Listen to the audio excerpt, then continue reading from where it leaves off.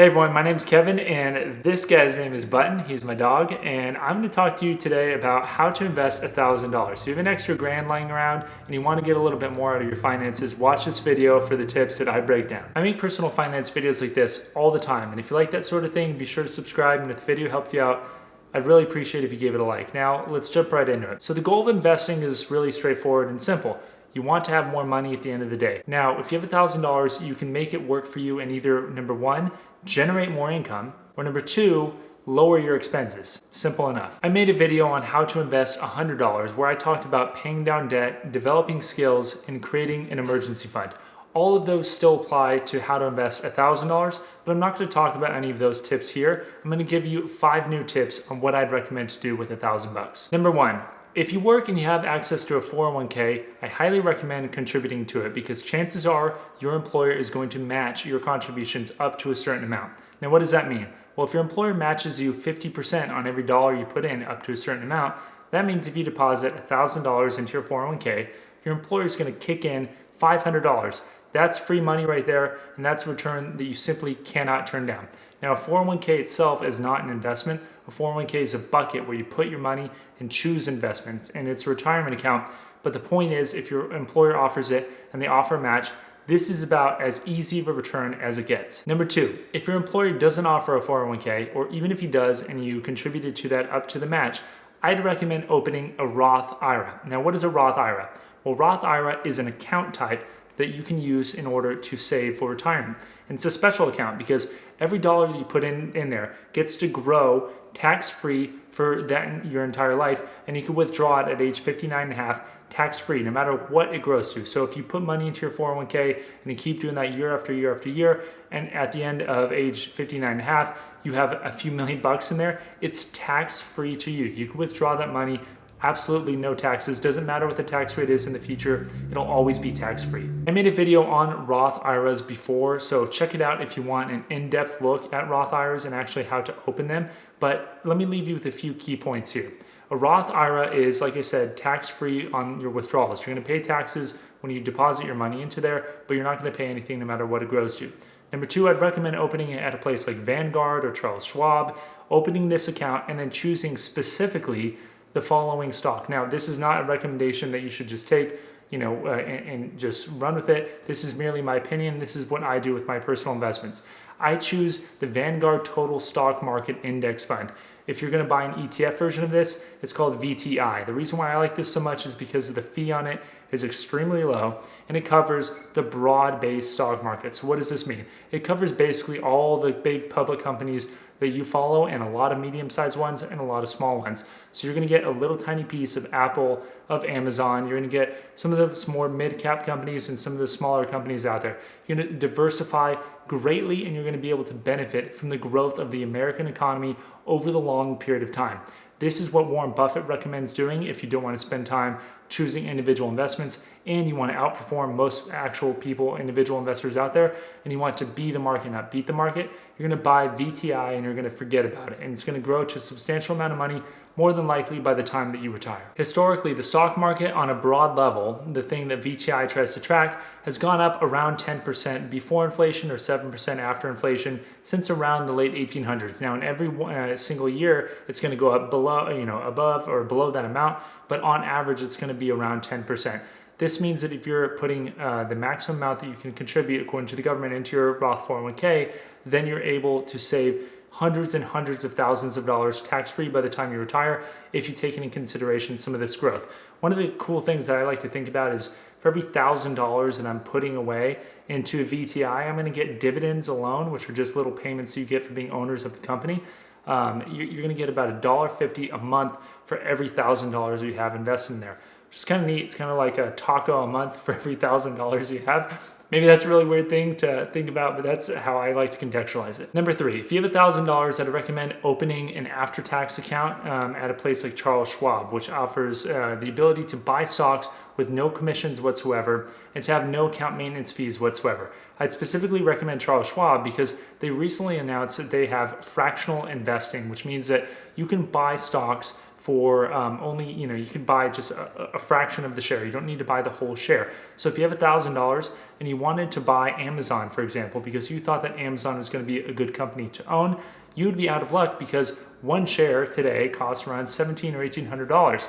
But with a place like Charles Schwab, you're able to allocate that $1,000 into Amazon via fractional shares. So you could buy 1/10 of Amazon for $170. It's a lot more palatable. And you're able to get diversification too by having fractional share investing. You might have 1/10 of Amazon, you might buy one share of Apple, you might buy 3 shares of a different company and have a little bit of diversification in your account. I'd recommend doing it at a firm that offers the ability to invest with no commissions at all, because with $1,000, if you even pay $5 in commissions, that is a not insignificant amount of money, because it would take you, a little bit of time to earn that money back, assuming normal growth of your stock market. So pick one of the companies out there that lets you trade and buy stocks for free. One of the cool things about learning to invest with your own money is you're going to be a lot more into it otherwise than if you were to simply read about it or play with virtual stock trading platforms out there. Actually use that $1,000 to learn a little bit about investing. And by opening an account, you're going to learn a little bit more. I'll give you an example. When I was younger, luckily, I bought a lot of Apple stock. I bought about $2,000 worth of Apple stock in 2010 or 2011. And it went up about 8 times in value over the course, 10 times in value over the next 8 years, which was really, really awesome. It was a substantial return, and that's not likely to happen with my stock picking again, at least with any frequency. But in doing so, I was able to learn the value of investing early and sticking with the plan and not selling early. And you're able to earn, a lot of money if you're able to do that. And picking a firm like Charles Schwab allows you to get into the game with that $1,000 and be able to actually see your money grow over time. Number 4, if you have $1,000 and you want to take home more money, one of the ways to do that is to lower your expenses, which means either your monthly expenses or the big potential expenses that could come up in the future. So with $1,000, I would try to do some preventative maintenance now so you're able to avoid those big costs in the future. This means going to the dentist and having your teeth cleaned and checked out so you don't have to have that, $5,000 root canal in the future. Or it means taking care of your car maintenance that you've been avoiding a little bit longer so that your car doesn't break down. Or servicing your AC so you don't have to replace your air conditioning unit with an $8,000 new air conditioning. If you just service it for $99, you're gonna be much better off than paying that $8,000 later. So my wife is sitting right over here, and she just mentioned that if I use $1,000 to buy her a nice present, she won't divorce me, and that'll save me a lot more money in the long run, which is probably true. But I don't know if that's a great recommendation. Maybe you should just be a little bit better than I am to her on a day-to-day basis. But you know what? I think she's fine. Anyway, the point is, stay with the mentality that you want to prevent those big costs in the future. Divorce or a new AC unit, whatever it may be. If you use that $1,000 to think ahead and think of those big things that'll cost you money in the future, I think it's going to be a key thing for you to do. Number 5, this one's a little unusual, but I would use that $1,000 if you could to save yourself time and therefore save yourself energy. What I mean by this is if you have grocery delivery in your area, I would highly recommend using it. We use Instacart to deliver Costco groceries to our house, and Costco trips typically take around an hour and a half, 2 hours in total between driving there, loading it on the way back, and putting it in our fridge. And with Instacart, I'm able to save all of that, not to mention all of the energy that I would spend otherwise on Costco. I'm able to dedicate it to making videos, to learning more, reading new books, working at my job, doing those sorts of things with energy that I wouldn't I wouldn't have as much of if I had gone to Costco. So saving that $1,000 and using it for those time-saving endeavors, I think will really pay off. It'll free up your time a little bit more to where you can actually learn to, pick up a new skill or develop a side hustle, whatever it may be, in order to develop more income, because that small amount of money that you're going to pay for grocery delivery, for example, might be $5, might be $8, whatever it may be, is going to be, multiplied significantly if you can learn a skill or develop a side hustle where you could make an extra $100 a month or make an extra, $500 a month. That's going to be way more valuable than that $5 or $10 that you may have saved by driving all the way to Costco. Not to mention the wear and tear on your car, the gas and the insurance and all those other things. You're able to avoid all that if you just have delivery. That's one of the key things that I really like. Not to mention that if you get grocery delivery, you're much more likely to prepare your food and save yourself on those sort of impulse buys in the future.